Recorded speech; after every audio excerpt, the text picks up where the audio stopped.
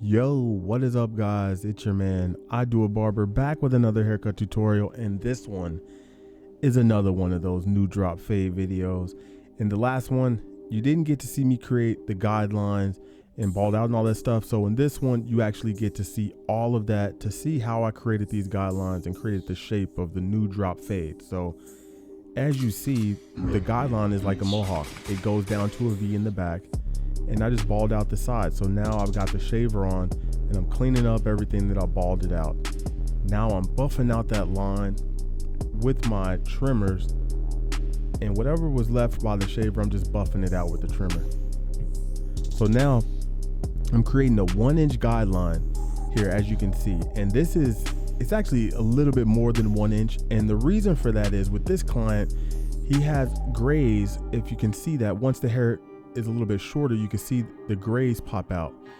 So the reason for that was, and as you can see the guidelines there, but the reason for me creating that strong 1-inch guideline is that when you're dealing with salt and pepper hair, you really want to stretch the blend out, because the contrast of the hair can really confuse you. Now, as you see here, I have the lever halfway open. For those of you that are keeping track, got the lever halfway open, and I created a 1-inch guideline, and I'm working my way to the bottom of that guideline. So I created the line and I'm slowly reducing the lever. So it open lever to create the 1-inch guideline, halfway open, going up about 3/4 of the way into that guideline to where I am now, which is almost closed, which I'm going up about 1/3 of the way into that guideline to erase it. And just to keep in mind, when you're dealing with salt and pepper hair, like I said, you want to stretch the blend out, because with salt and pepper hair, you need to really create a good contrast in the blend, because the salt mixed with the pepper can really throw off the balance of the fade, which you may use your typical formula, but with salt and pepper hair, it may look a little bit off due to there being dark hairs and light hairs. And sometimes, depending upon the client, there may be more salt or more pepper in one particular area, and sometimes you have to go a little bit higher with that, and that is what I'm doing here with this one. So now I have the 1.5, and I'm creating another 1-inch guideline right above the guideline that we just erased. So as you see, before I'm moving on, I'm making sure my area is clean. So before I moved on to this 1.5, I made sure the lever open and everything underneath that was nice and clean. So as you see there, you can see that from the side, the V's align with each other. This is one thing you want to remember when doing this fade. You want the V's to align with the original guideline, because if the initial guideline that you created is pointing one direction, then you create another guideline above that and the V is not the same, it's going to be an off balance look to the fade. Now you could fix this, of course, but you want to have structure. So now I have the wall half with the lever open, and I'm going up 3/4 of a way into that guideline. And as you see, the line is pretty much gone, as you can see right here. And we're gonna, same thing again. We start big and work our way small. And this is a really good method. It's almost like fading down, which a lot of people like to do, which is where you don't create a guideline and you just start from the top and work your way down.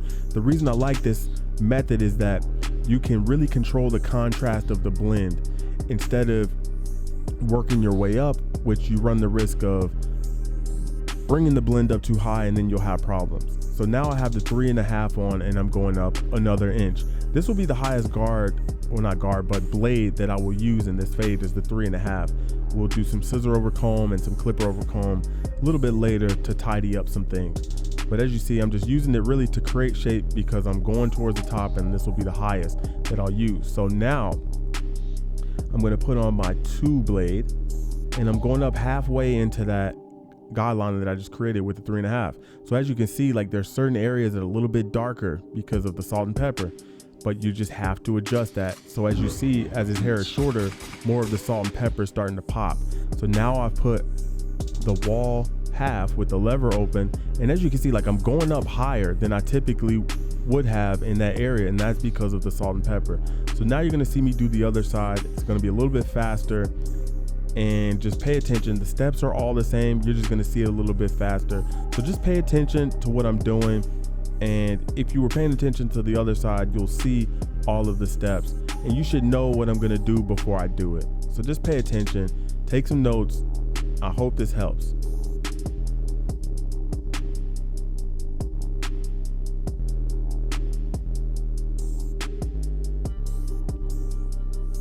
And as you see, I started off big and I worked my way small. And you can slowly see that line erasing as I go through my system. Very easy.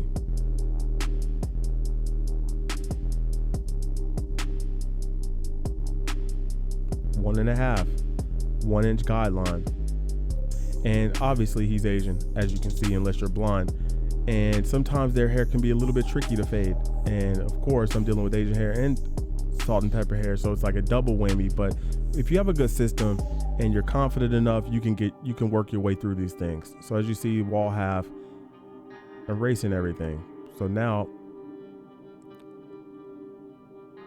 I'm tidying up that V in the back, because that's where you will have some I wouldn't say problems, but you will definitely have to go back there and tidy some stuff up. So now I've got my thinning shears on, and I'm using this to connect the short hairs with the long hairs. I didn't want to come in with my regular scissors. I just chose to use this because I wanted to create a softer look on the sides in that transition. He's coming from a comb over, and he's gonna do a spiky or messy top. So that's the reason why I also created longer guidelines, because I didn't want the fade to stay too low and have too much length through the sides, because his hair on the top will be shorter. So this is the reason for me also stretching the blend out the way I did. And as you see, I'm just checking the balance and removing any excess weight. And as you can see, I left a lot of weight through the crown there too, because with this fade, or even if it were a drop fade, you would still have weight through the crown, because with the drop fade or this new drop fade, the fade is going to drop. That is why it's called a drop fade. So now I'm saturating his hair, and we're getting ready to take off and cut the length on top. So as you see here, we're gonna cut about half of the length, as you see there, because like I said, he's coming from a comb over, and now he wants a messy top. You know, we spent the year growing his hair out to achieve the comb over look, but he's tired of that. It's time for a new look to go into the fall, and that's what we're doing. So I'm just projecting the hair up 90 degrees, and I'm cutting what I see. We're gonna come back and point cut this, so I'm not worried about it being extremely perfect, because once we come in here and point cut, we're gonna mess up all that anyway. So I'm just over directing the hair back to my guideline, looking at my guide, and I'm cutting the hair. It's pretty simple. I'm working my way back in sections, over directing the hair back to create that forward motion of shorter in the back, longer in the front. That is the general idea of over directing the hair.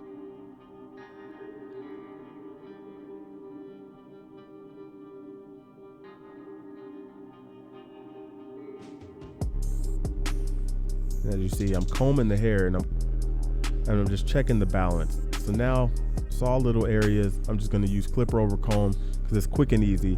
Now, to be honest, you can clipper over comb that from the very beginning instead of using your thinning shears, but this is just one way that I'll show you guys, because not a lot of people are comfortable with clipper over comb, but in due time, and if you practice, you will become proficient and better at it. I figured just using the thinners would be a lot easier, because they're a lot more forgiving than using clipper over comb.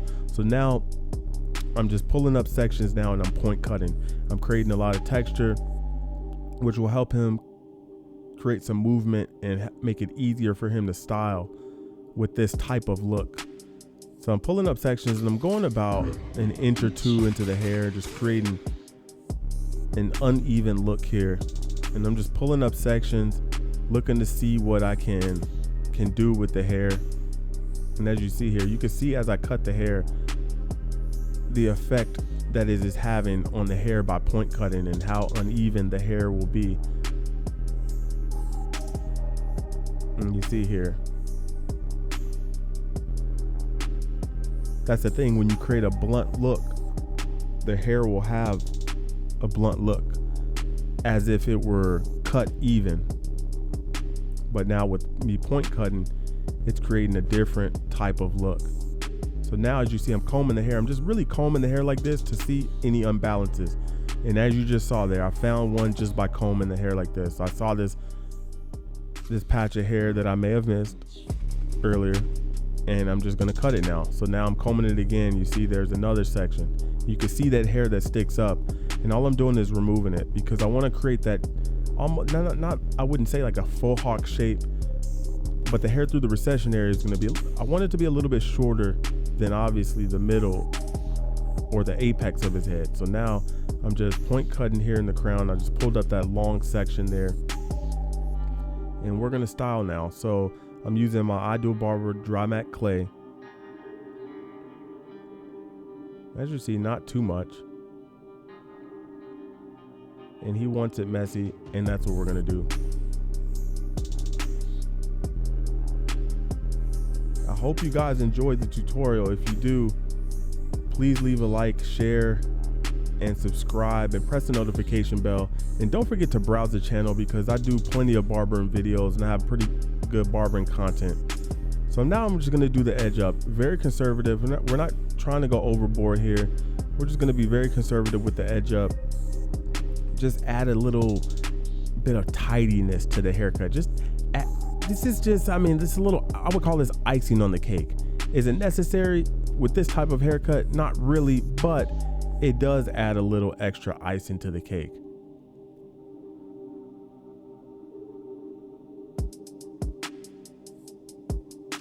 You know, like I said, very conservative.